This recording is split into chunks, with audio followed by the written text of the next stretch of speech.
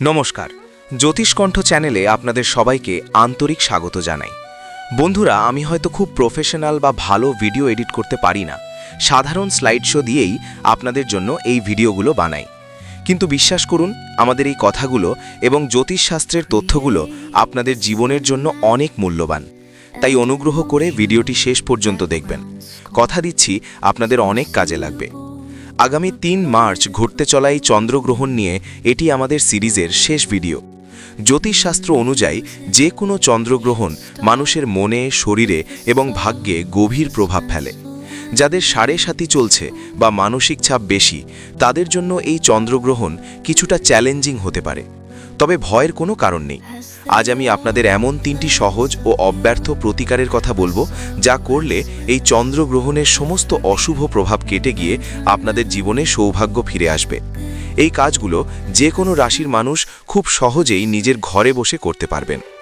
প্রথমত, চন্দ্রগ্রহণ শেষ হওয়ার পর পুরো ঘরবাড়ি খুব ভালোভাবে পরিষ্কার করবেন। এরপর 1 বালতি জলে সামান্য গঙ্গা জল বা কয়েক ফোঁটা গোলাপ জল মিশিয়ে পুরো ঘরে ছিটিয়ে দেবেন। এতে চন্দ্রগ্রহণের ফলে তৈরি হওয়া সমস্ত নেতিবাচক এনার্জি বা অশুভ শক্তি আপনার বাড়ি থেকে চিরতরে দূর হয়ে যাবে। দ্বিতীয়ত, জ্যোতিষশাস্ত্রে চন্দ্রগ্রহণের পর দান করাকে অত্যন্ত শুভ বলে মনে করা হয়।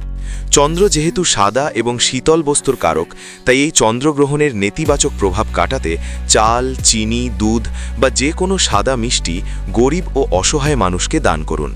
এতে চন্দ্রদেব খুব প্রসন্ন হন। তৃতীয় এবং সবচেয়ে শক্তিশালী উপায়টি হল ঈশ্বরের নাম জপ করা। অনেকেই চন্দ্রগ্রহণের সময় ভয় পান বা দুশ্চিন্তা করেন, কিন্তু সঠিক নিয়মে এই চন্দ্রগ্রহণ চলাকালীন সময়ে আপনি যদি মহামৃত্যুঞ্জয় মন্ত্র বা ওম নমঃ শিবায় মন্ত্র জপ করেন, তবে তার ফল বহু গুণ বেড়ে যায়। এই সময় করা প্রার্থনায় চন্দ্রগ্রহণের যে কোনো মারাত্মক দোষ বা বাধা খুব সহজেই কেটে যায়। বন্ধুরা, এই চন্দ্রগ্রহণ আপনাদের সবার জীবনে যেন শান্তি এবং সমৃদ্ধি নিয়ে আসে, ঈশ্বরের কাছে সেই প্রার্থনাই করি। এই 3টি উপায়ের মধ্যে কোনটি আপনি পালন করবেন তা কমেন্ট করে আমাদের অবশ্যই জানাবেন। ভিডিওটি ভালো লাগলে একটি লাইক দিন এবং আপনার পরিবার ও বন্ধুদের সাথে শেয়ার করে তাদেরও এই চন্দ্রগ্রহণের সহজ প্রতিকারগুলো জানার সুযোগ করে দিন। ভালো থাকবেন, সুস্থ থাকবেন এবং জ্যোতিষকণ্ঠের সাথেই থাকবেন। ধন্যবাদ।